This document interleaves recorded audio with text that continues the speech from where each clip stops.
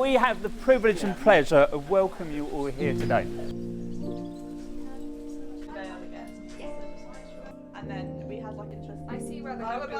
Of course, I want to talk about Vicky for a few minutes. Our beautiful eldest daughter, one of three, I'd say.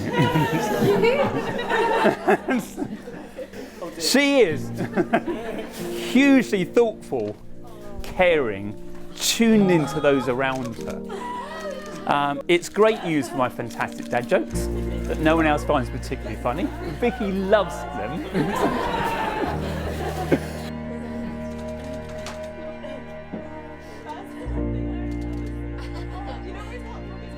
Vicky is one of the loveliest people we know. We might be biased. And we're glad that you've come to know Sam, and you're actually quite nice yourself. And I can see that Sam absolutely adores Vicky, and so I knew I didn't have to be worried about that at all. And we're happy to welcome you into our family. So keep loving each other, laugh a lot, work through the challenges together, because there will always be some, all right? Enjoy those good times and work on the tough times.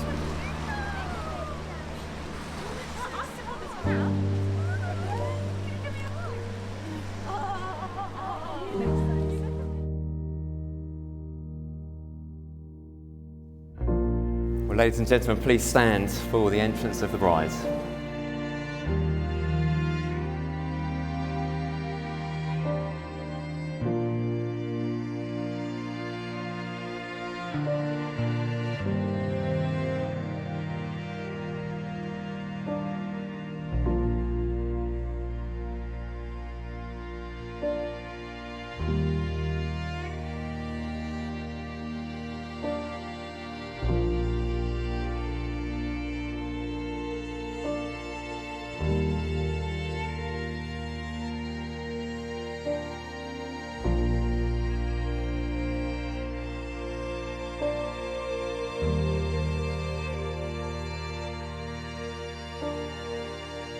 What Sam and Vicky are doing today is making promises before us as witnesses, but also before God in His presence.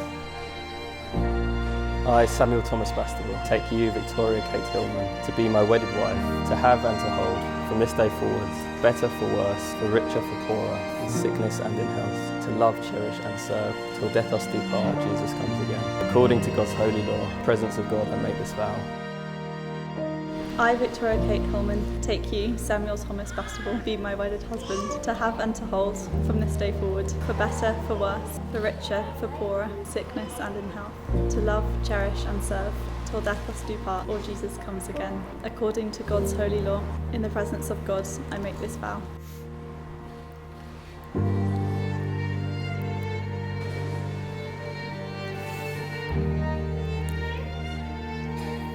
In the presence of God and before this congregation, Sam and Vicky have given their consent and have made their marriage vows to each other. And I therefore proclaim that they are husband and wife.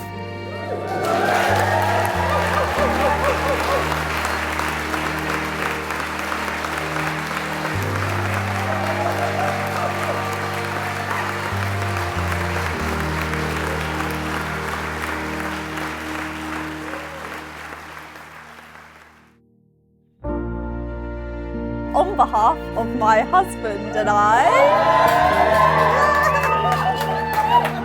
we are very, very delighted that you are all here. Thank you all so much for coming from near and far.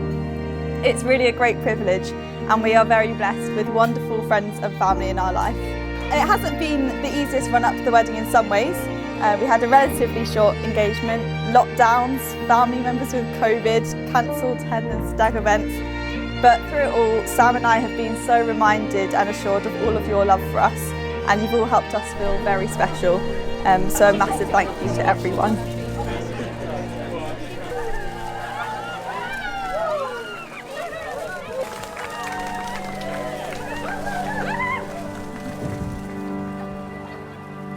First of all, a warm welcome to Mr. and Mrs. Bastable's wedding reception.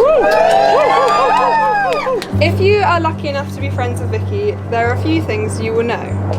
For one, she will always be late. If it wasn't for Julian's military-style timetable, I dread to think how long Sam would be waiting at the end of the aisle for.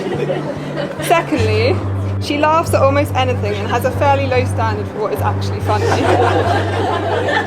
I am a little concerned that this fact has boosted Sam's ego perhaps a little too much.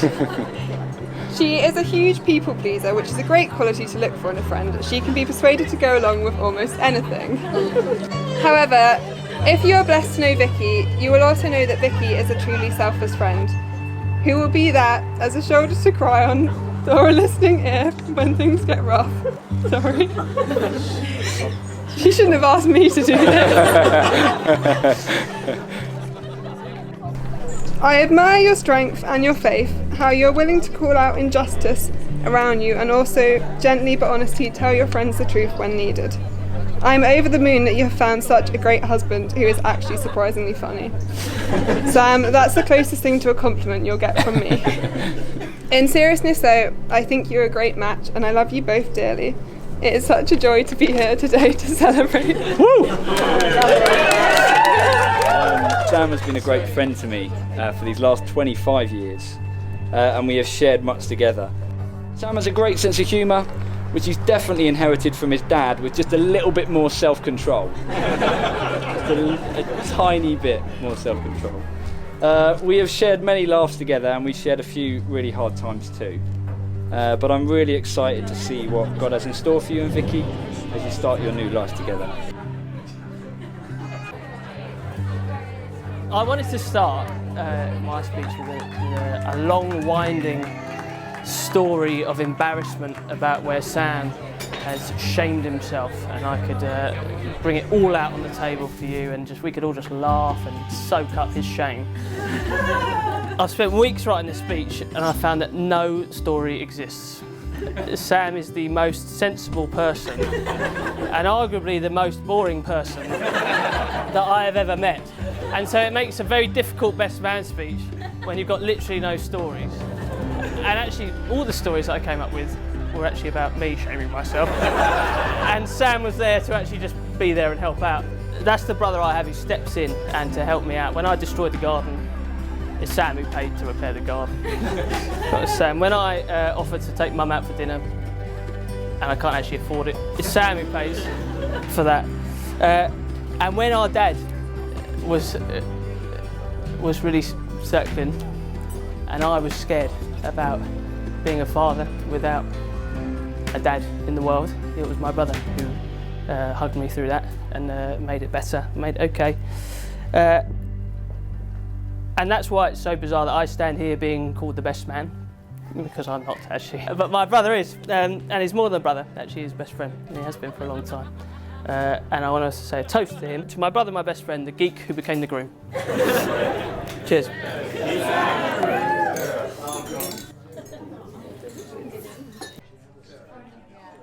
A month or so after we first started dating, Sam rather bravely asked me if there was anything I didn't like about him.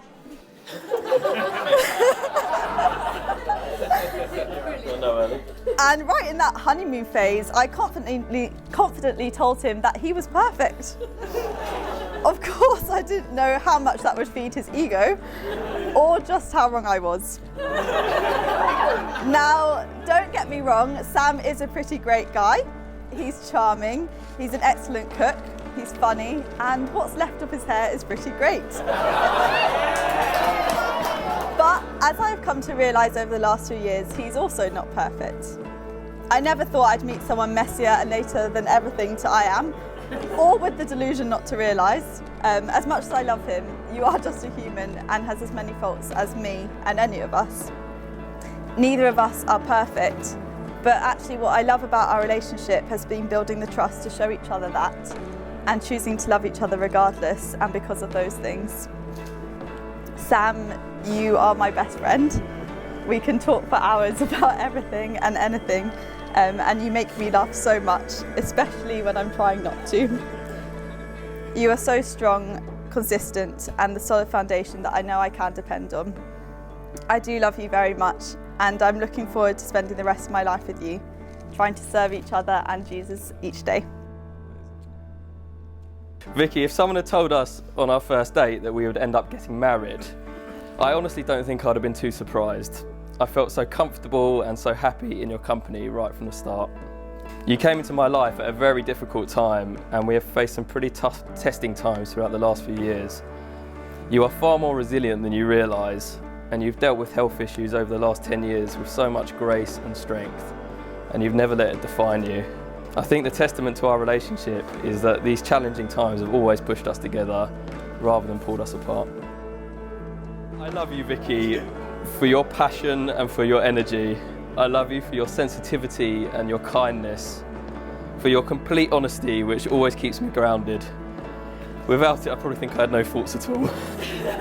I love you for the way you're so natural with my friends and family. I love you for that slight mischievous streak, which I occasionally get to see. For that amazing empathy, which always puts others above yourself. And for the strength of your faith, which always pushes me back towards God.